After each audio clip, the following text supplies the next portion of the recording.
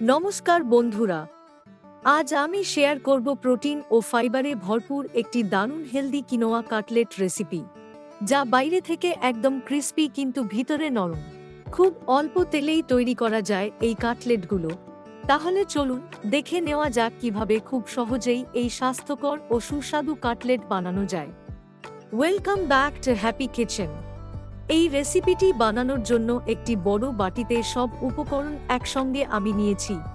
সেদ্ধ করা কিনোয়া, সেদ্ধ করে ম্যাশ করা মিষ্টি আলু অথবা এমনি আলু, গ্রেট করা গাজর, কুচি করা পালং শাক, সামান্য সেদ্ধ মটরশুঁটি, আদা কুচি, কাঁচা লঙ্কা কুচি। এবার খুব ভালোভাবে মেখে নিন।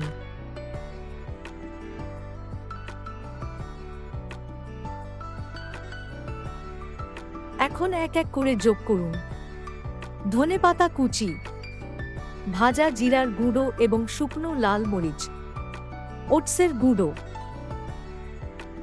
বেসন, গোলমরিচের গুঁড়ো, ধনে গুঁড়ো এবং স্বাদমতো লবণ। এবার একসাথে নিয়ে খুব ভালোভাবে মেখে নিন। ভাজা চীনাবাদাম চূর্ণ করা, লেবুর রস দিয়ে আবার ভালোভাবে মেখে নিন। মিশ্রণটি যদি একটু নরম মনে হয় তাহলে আরও সামান্য ওটসের গুঁড়ো যোগ করতে পারেন। এতে কাটলেটগুলো সুন্দরভাবে বাঁধবে এবং ভাজার ভেঙে যাবে না। ছোট ছোট গোল বা ডিম্বাকৃতি কাটলেট তৈরি করুন।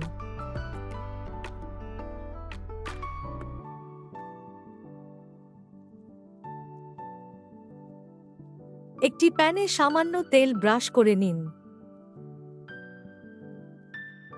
এখন এক এক করে কাটলেটগুলো প্যানে দিন।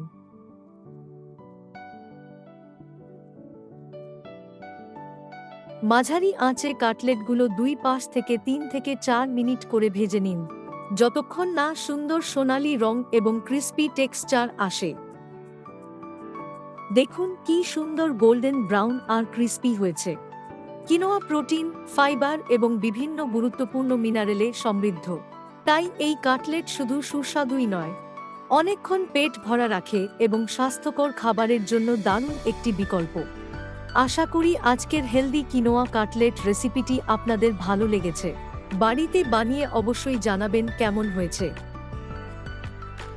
এখন টক দই দিয়ে গরম গরম পরিবেশন করুন।